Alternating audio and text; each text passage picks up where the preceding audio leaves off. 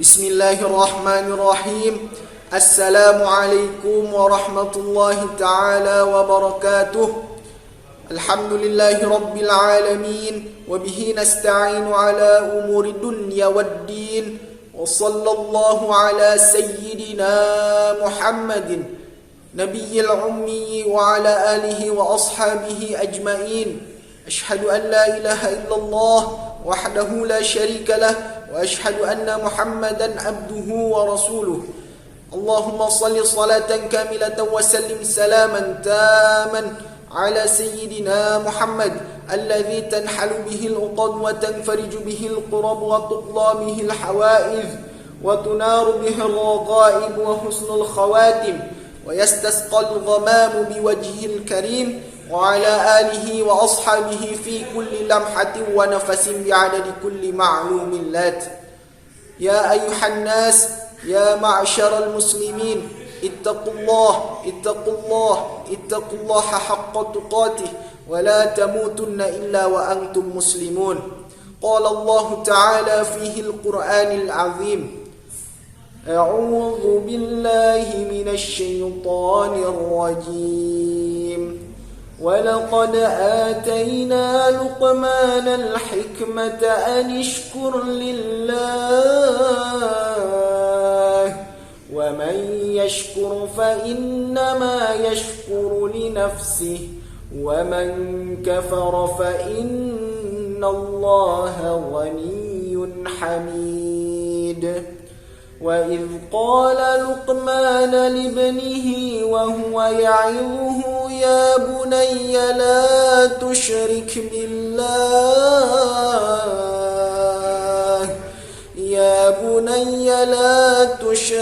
بالله إن الشرك لظلم عظيم. ووصينا الإنسان بوالديه حملته أمه وهنا على وهن وفصاله في عامين أن اشكر لي ولوالديك إلي المصير.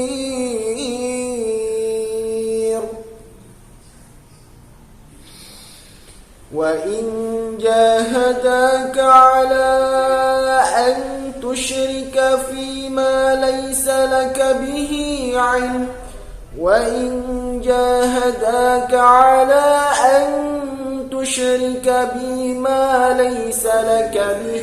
علم فلا تطعهما وصاحبهما في الدنيا معروفا واتبع سبيل من أناب إلي ثم إلي مرجعكم فأنبئكم بما كنتم تعملون. Sadaqallahul azim wa sadaqallahun nabiyul karim. Amma ba'd. Teman-temanku, ikhwan fillah yang dirahmati oleh Allah, insyaallah hari ini Al-Faqir Muhammad Zulfikar Fazal Nugraha dengan nomor induk mahasiswa 17000031 akan menjelaskan perihal tafsir dari ayat yang tadi Al-Faqir sudah bacakan, yaitu suratul Luqman ayat 12 sampai 15. Video ini dibuat dengan tujuan untuk memenuhi salah satu tugas dari mata kuliah tafsir hukum yang diampu oleh Dr. Aam Abdus Salam dan oleh Dr. Cucu Surahman.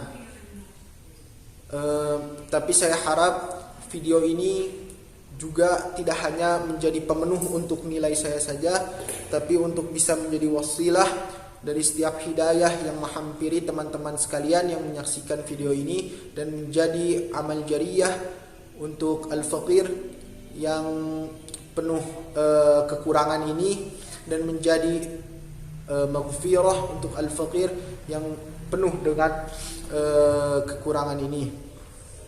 Pertama-tama saya akan menjelaskan dari mulai ayat 12, tafsirnya ayat 12. Nah, tafsir suratul Luqman,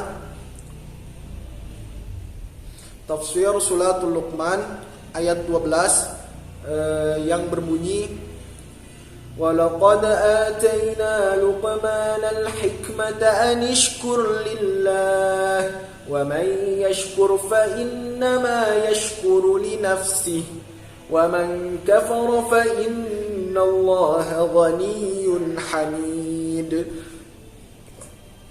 Nah, terjemahannya itu adalah, dan sesungguhnya telah kami berikan hikmah kepada Luqman, yaitu bersyukur kepada Allah. Dan barang siapa yang bersyukur kepada Allah, maka sesungguhnya ia bersyukur untuk dirinya sendiri. Dan barang siapa yang tidak bersyukur, maka sesungguhnya Allah Maha Kaya lagi Maha Terpuji. Nah, itu terjemahannya teman-teman dari suratul Luqman ayat 12 ini. Nah, tafsirnya itu pertama tafsir dari Al-Mukhtasar, yaitu tafsir dari markas tafsir di Riyadh di bawah pengawasan Syekh Dr. Salih bin Abdullah bin Humaid, Imam Masjidil Haram. Nah, tafsirnya itu adalah, dan kami telah memberikan hikmah kepada hamba kami yang salih, yaitu Luqman. Hikmah yaitu pemahaman dalam agama. Jadi maksudnya hikmah ini adalah pemahaman fiddin, di dalam agama gitu. Tafsirnya ini, akal dan kebenaran dalam berkata, kami katakan kepadanya, bersyukurlah kepada Allah atas nikmat-nikmatmu. Dan barang siapa bersyukur kepada Tuhannya, manfaatnya kembali kepada dirinya. Jadi yang bersyukur kepadanya, manfaatnya itu akan kembali kepada dirinya sendiri. Dan sebaliknya, barang siapa yang mengingkari nikmat-nikmatnya, sesungguhnya Allah Maha Kaya dari syukurnya. Jadi tidak memerlukan syukur kita. Jadi artinya kalau kita bersyukur, yang untung diri kita sendiri juga. Kalau kita kufur nikmat juga, yang rugi diri kita sendiri, karena Allah tidak membutuhkan syukur kita. Allah sudah kabir, Allah sudah besar tanpa kita sebut Allahu Akbar. Jadi artinya Allah sudah punya segalanya, karena Allah yang Maha Kaya. Tidak perlu akan syukur kita, tapi kita yang perlu akan syukur kita. Karena setiap kita bersyukur, maka Allah akan memberikan.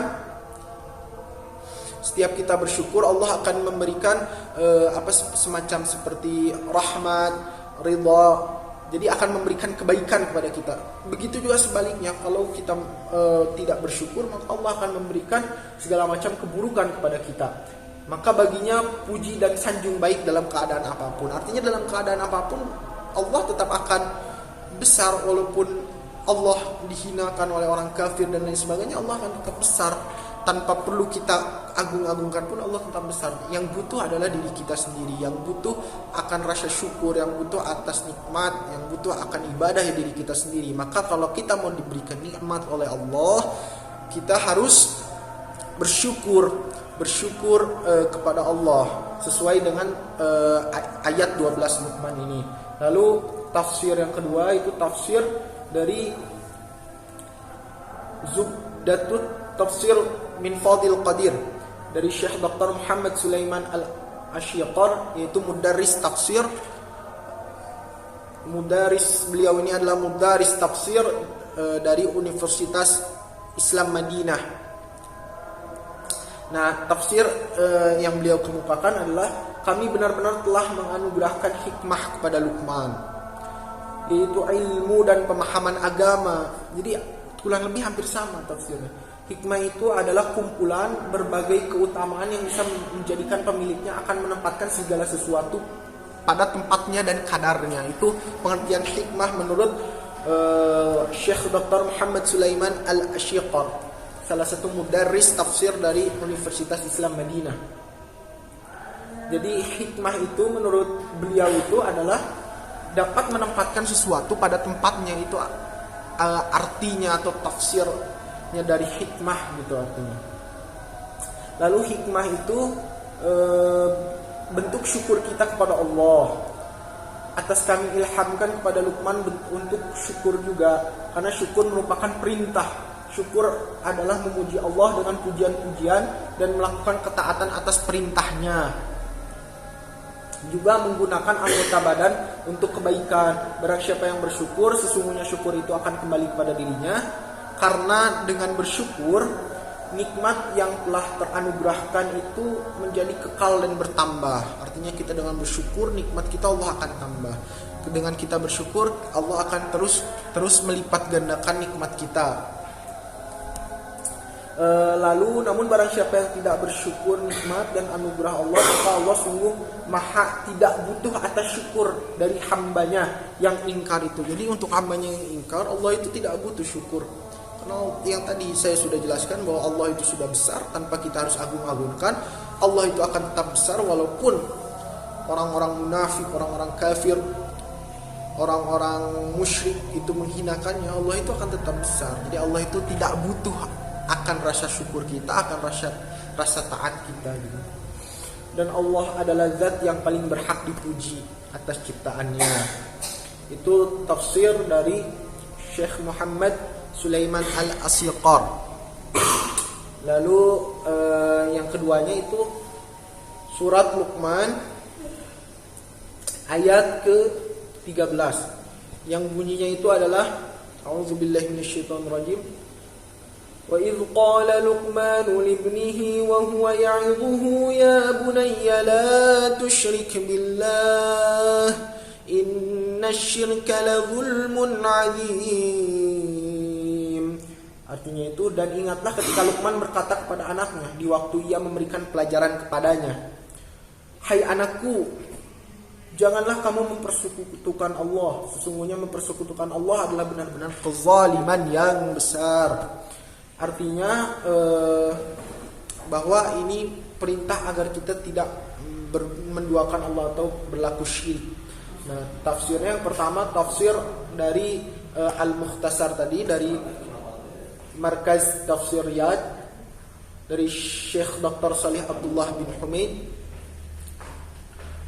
bahwa tafsirnya adalah ingatlah. Jadi ayat ini turun untuk mengingatkan kepada Rasulullah Muhammad SAW bahwa nasihat Luqman kepada putranya saat dia menasihati gitu. Wahai anakku, katanya, janganlah mempersekutukan sesuatu dengan Allah gitu. Karena dengan itu kamu menzalimi dirimu sendiri. Sesungguhnya syirik benar-benar perbuatan dosa yang besar dan paling buruk. Jadi syirik itu dosa yang paling besar dari segala dosa. Syirik hanya bisa diampuni dengan kalau kita benar-benar memohon ampunan kepada Allah. Nah, diingatkan dalam surat ini bahwa syirik itu benar-benar kezaliman yang benar-benar zalim. Dipertegas oleh tafsir para mufassir juga bahwa syirik ini dosa kabir dan dosa besar karena telah menduakan Allah. Maka dari itu kita hindari yang namanya syirik, mempersekutukan Allah dan lain sebagainya yang dapat mengundang murka Allah. Yang lalu tafsir yang berikutnya dari Zubatut Tafsir min Fadil Qadir dari Syekh Dr. Muhammad Sulaiman Al-Asyiqar, itu adalah wahai Nabi. Jadi sama konteksnya bahwa ayat ini turun, asbabun nuzulnya itu adalah untuk mengingatkan Nabi Muhammad. Ingatlah ketika Luqman menasihati putranya, wahai putraku, jangan sekali-kali kamu menyekutukan Allah dengan apapun. Sesungguhnya perbuatan syirik adalah kezaliman yang besar. Zalim adalah menempatkan sesuatu tidak pada tempatnya. Nah, artinya zalim itu adalah berkontradiksi dengan yang namanya hikmah.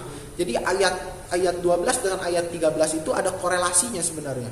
Tadi kata hikmah itu adalah hikmah yang diberikan kepada Luqman itu adalah pemahaman terhadap agama yang dapat menempatkan sesuatu pada tempat dan kadarnya. Nah, zalim ini kebalikannya. Zalim itu adalah menempatkan sesuatu tidak pada tempatnya.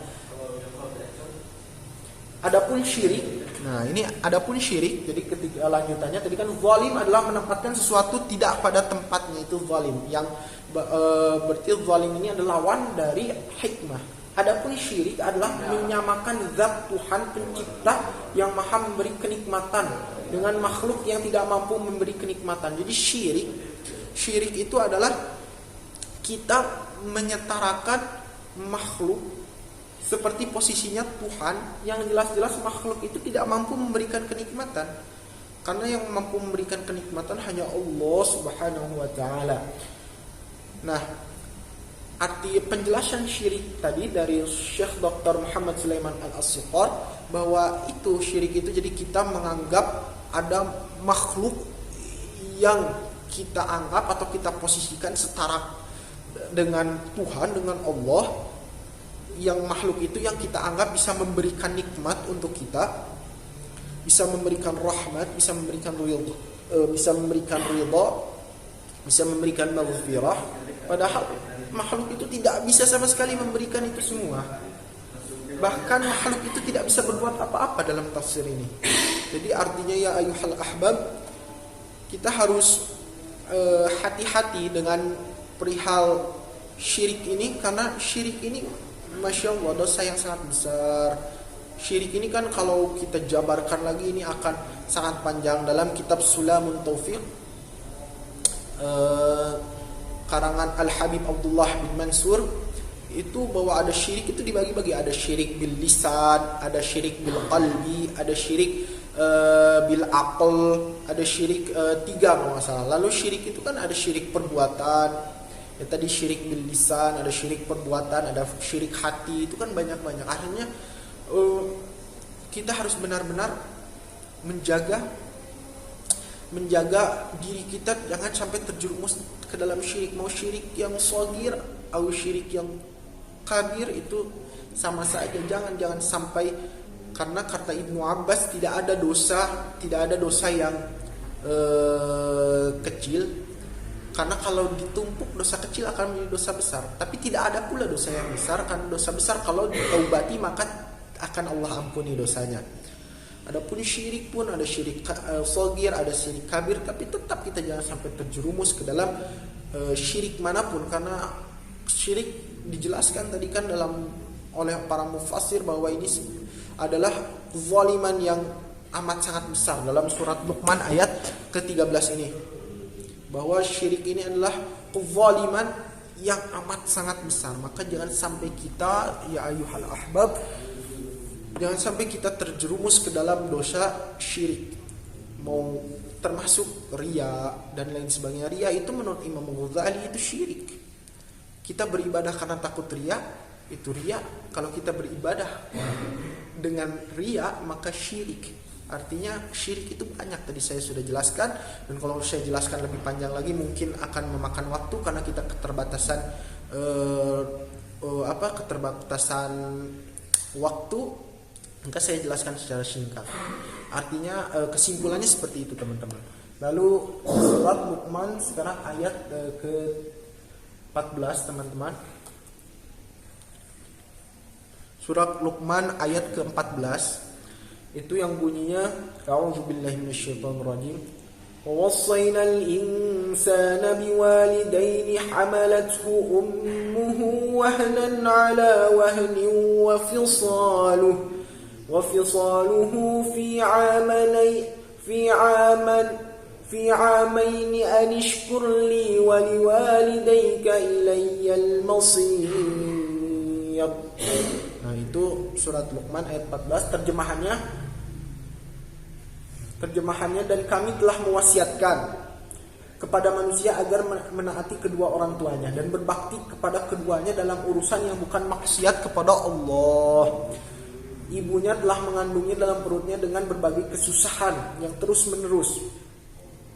Kemudian menyampihnya dari penyusuannya setelah 2 tahun. Dan kami katakan kepadanya, bersyukurlah kepada Allah atas yang telah Dia berikan kepadanya. Kemudian berterima kasihlah kepada kedua orang tuamu atas pendidikan dan perhatian yang telah mereka berikan kepadamu. Hanya kepadaku sajalah tempat kalian kembali. Kemudian masing-masing aku beri alasan sesuatu haknya. Itu kurang lebih terjemahan dan sekalian penjabaran dari asbabun nuzulnya gitu ya. Nah kalau kita baca dari tafsirnya, itu tafsir Al-Mukhtasar, itu adalah, dan kami telah memerintahkan manusia agar berbakti dan berbuat baik kepada bapak dan ibunya. Ibunya mengandungnya dalam keadaan lemah, di atas kelemahannya, mengandungnya dan menyampihnya setelah menyusuinya selama 2 tahun. Kami berfirman kepadanya, Bersyukurlah kepada Allah, kemudian berterima kasihlah kepada orang tuamu. Hanya kepada kulah kalian akan kembali, lalu aku akan membalas masing-masing sesuai haknya. Artinya di sini adalah perintah kita untuk berbakti kepada orang tua sesuai dengan hadis Nabi, ridallahu fi ridha walidain, sukhtullahu fi sukhtul walidain. Artinya ridha Allah ada di ridha orang tua dan murka Allah ada di murka orang tua. Maka ayat ini turun untuk memerintahkan kita ya ayyuhal ahbab untuk berbakti kepada kedua orang tua. Nah, lalu tafsir yang berikutnya adalah Zubatul Tafsir min Fadil Qadir dari Syekh Dr. Muhammad Sulaiman Al-Asyiqar. Itu adalah juga kami perintahkan mereka, para manusia, untuk senantiasa berbakti dan berbuat baik kepada kedua orang tua mereka. Jadi ayat ini turun untuk memerintahkan manusia untuk berbakti dan berbuat baik kepada orang tua mereka gitu, kepada orang tua mereka, bersyukur kepada Allah berkaitan dengan ungkapan syukur kepada kedua orang tua. Perintah untuk berbakti dan bersyukur kepada keduanya adalah bukti bahwa hak-hak orang tua itu sangat besar. Ibu telah mengandung dengan sangat payah, kemudian menyampih anak-anak mereka ketika berumur 2 tahun. Itu menunjukkan bahwa waktu menyusui adalah 2 tahun. Kami mengilhami kepadanya untuk bersyukur kepadaku karena aku adalah sumber kenikmatan.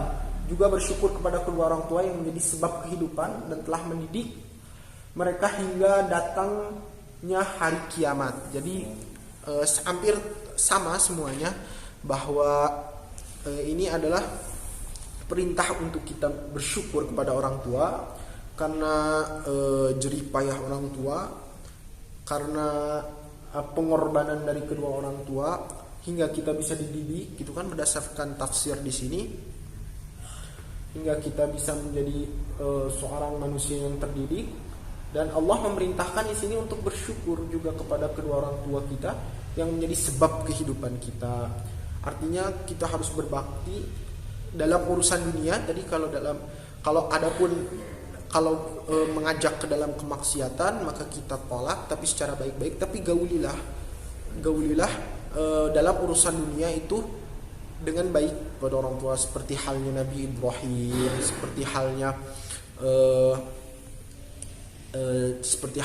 Ibrahim, lalu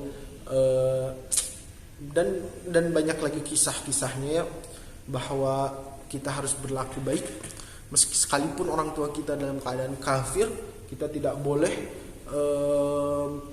lantas menjadi berlaku tidak adil, berlaku buruk, karena kalau urusan dunia kita harus berlaku dengan baik, urusan muamalah kita berlaku dengan baik, tapi kalau sudah menyinggung akidah ya kita tolak, tapi dengan cara yang baik.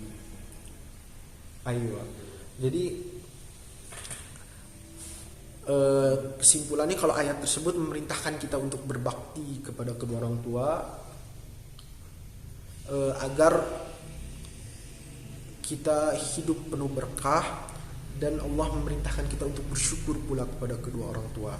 Nah, lalu ayat yang terakhir yaitu suratul Luqman ayat 15, yaitu bunyinya suratul Luqman ayat 15 ini adalah وَإِنْ جَاهَدَاكَ عَلَىٰ أَنْ تُشْرِكَ بِي مَا لَيْسَ لَكَ بِهِ عِلْمٌ فَلَا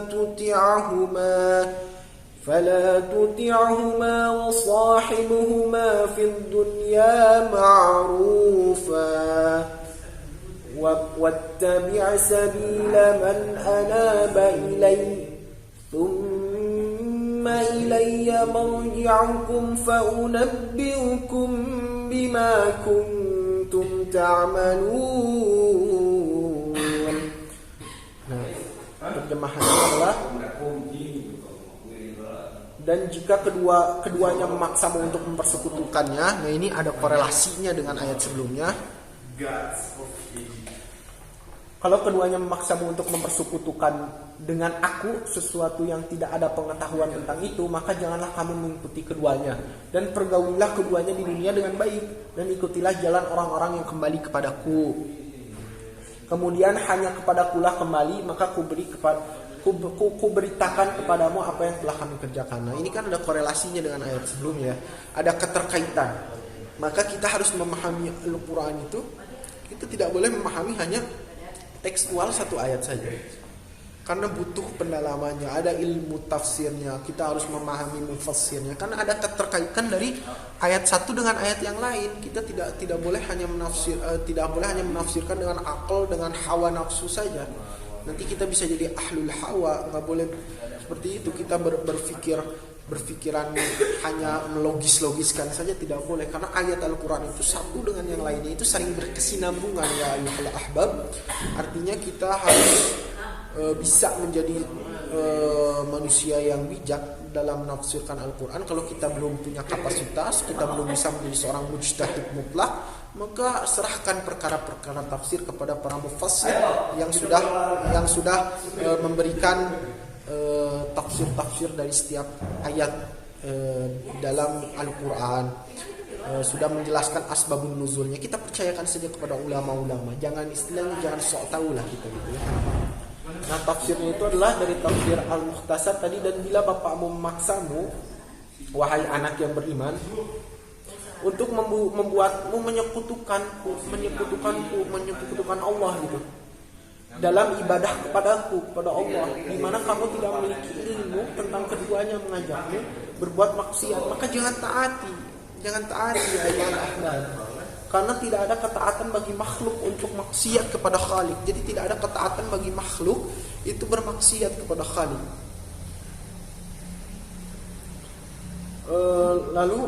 Namun, nah ini ada namunnya. Namun tetaplah bergaul dengan keduanya di dunia ini dengan yang baik-baik. Bergaul dengan baik dalam hal-hal yang bukan mengandung dosa. Artinya kalau hal-hal keduniaan yang tidak berhubungan dengan ibadah, maka silakan fadhal bergaul dengan baik. Tapi kalau sudah ada kemaksiatan, kalau sudah ada kemusyrikan, memerintah kita untuk jangan menyembah Allah, jangan taati Allah, maka kita jangan mengikutinya. Karena tidak ada ketaatan bagi makhluk untuk bermaksiat kepada Rabbnya gitu, tidak ada. Lalu tetap berbuat baik kalau urusan yang bukan dosa, dan tempuhlah olehmu jalan-jalan orang yang bertobat dari dosa, yang kembali kepadaku, beriman kepada utusanku Muhammad sallallahu alaihi wasallam, dan kemudian hanya kepadakulah tempat kembali kalian. Lalu aku mengabarkan kepada kalian apa yang dulu kalian kerjakan di dunia, dan aku membalas setiap orang sesuai dengan perbuatan. Artinya gitu, kita tetap bermuamalah kepada orang kita mesti kafir. Tapi kalau sudah berhubungannya dengan akidah, maka tidak bisa, kita tidak boleh mengikuti. Karena tidak ada ketaatan bagi makhluk yang zalim kepada Rabbnya gitu.